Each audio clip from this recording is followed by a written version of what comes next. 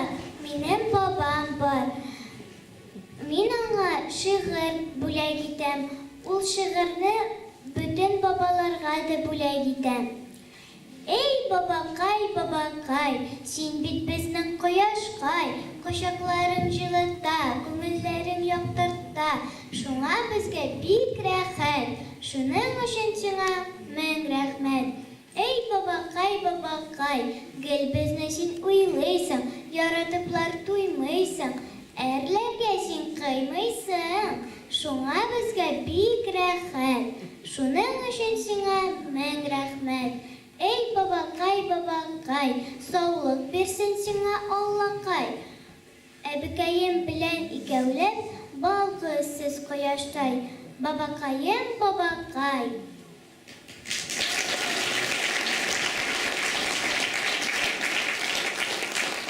Матурымыз шигырьне үзең яздың әллә? Юк, моны әбием Роза апам язды. Бүгенге бәйрәмгә син кем белән килдең? Апам, әбием, мин, бабаем ул эштә. Менә Карина белән Әдиләнең яраткан әбисе, Татарстанның от казанган мәдәният хезмәткәре, үзенең шигырьләре белән бик күп тамашачыны җәлеп иткән Роза апа Логинова. Әйдәгез әле көчле алкышлар белән сәхнәмезгә чакырыйк.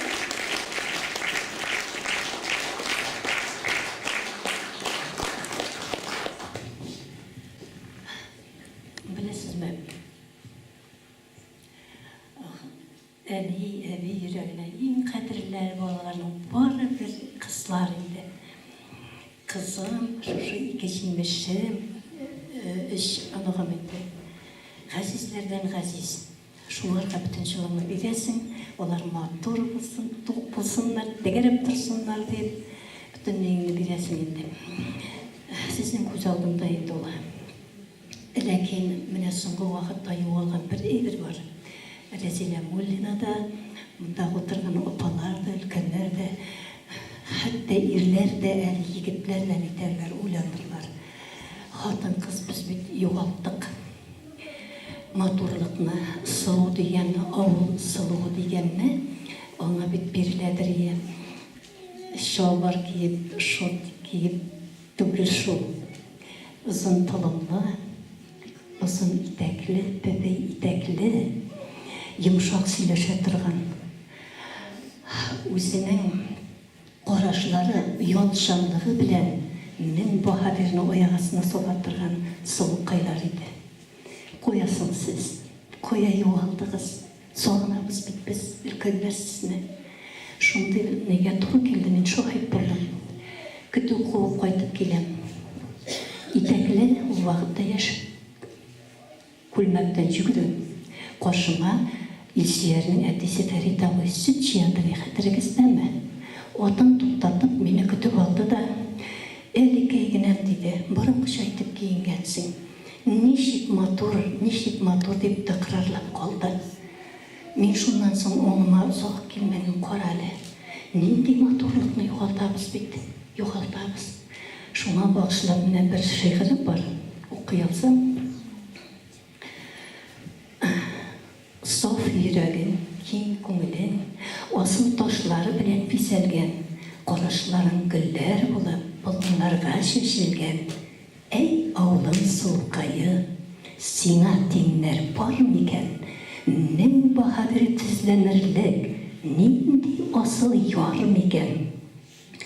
Бәллүр көлүләрең җанга дәва булып түгелә. Ялчан бит очларыңа таң шәфәгы сибелә. Әй, авылым сылукайы, сиңа тиңнәр бар микән? Мең баһадир тезләнерлек, нинди асыл яр микән? Әй, кабатлап әйтәм, әй, авылым сылукайы, сиңа тиңнәр бар микән? Мең баһадир тезләнерлек, нинди асыл яр микән?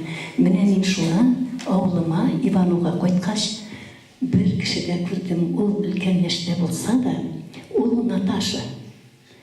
Oğlunun üskende men soraştım. Şunday sılığı, häzirde sılılığın yoğaltmagan. Häzirde şunday kişi. Men bu şiirini ona da bağışlayman. Mine bu şiirini bilsem.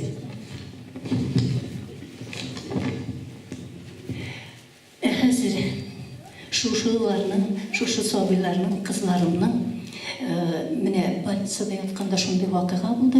Kızım bilen biz больницада yattık, bik ağır haldaydım. Biz 4-6 kişi yattık, ülkönler. Meni indi kızım reziden işletirge bilmedi. Onağım Rızaliya bilen. Bik ağır idim indi. Şu vakitta koşunda yatkan abi miskin geyip kırınıp otna oyna bir kişi de gelmedi. Balalarınız var mı? Var. Malaylar onuklar dedim. Hem kızım magazinga çıkıp gitkeç bulay dedi. Kuz yaşları bilen etti. Ey, kızı bulgan kişinin bäxetli eken dedi. Minderine koplandı da suluğup şıladı. Men buna kızıma kirgeç ettim. Kızım tezgine jayında da jügürüp çıkıp gitti de bu abinin tuğan günüydü. Ol iyip ona puşteneşler alıp kirdi. Bülekler, şeşkeler, buketler alıp kirip berdi. Kızım, şunday keng көңіллі болғаның үшін сеңа, şunday şifalı болғаның үшін сеңа pek zor rahmet. Hem kızıma, şiirin kızlarıma 4 senede. Olacadın mı kızım? Basıp durasın geleyim mi? Diye evet.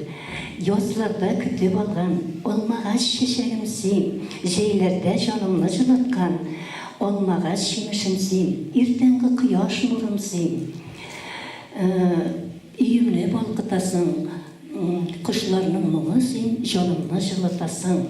Еш жерде бәбекейім, olmağaç шешегідей, түгерек болсын тұрмышың, ол алма жемішідей.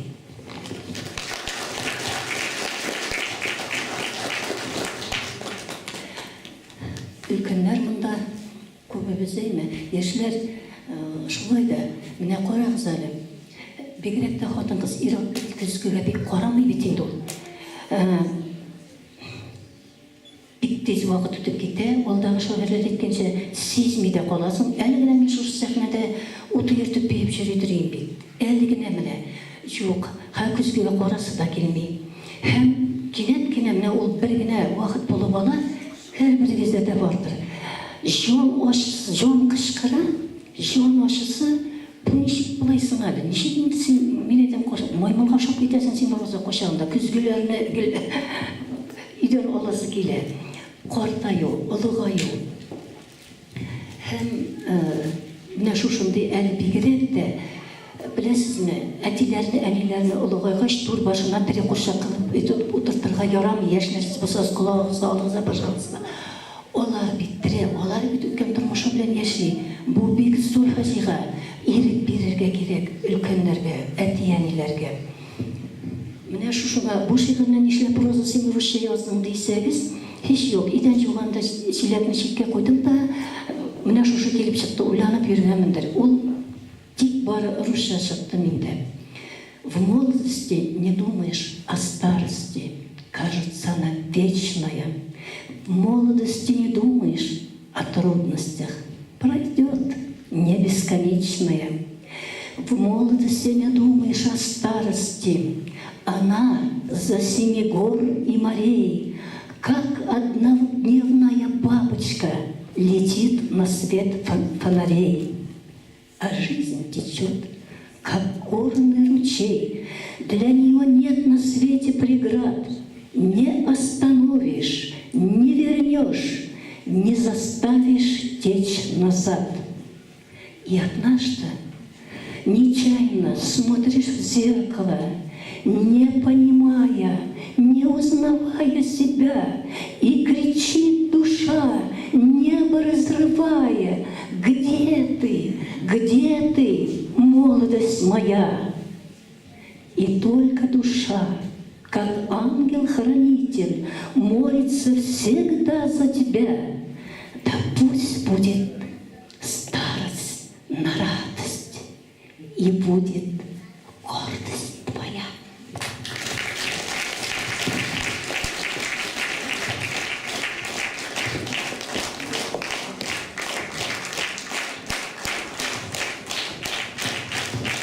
Роза апай, искиткич матур шигырьләр. Рәхмәт сезгә, сезгә тагы да иҗади уңышлар телибез. Сәламәтлек, бәхет сезгә.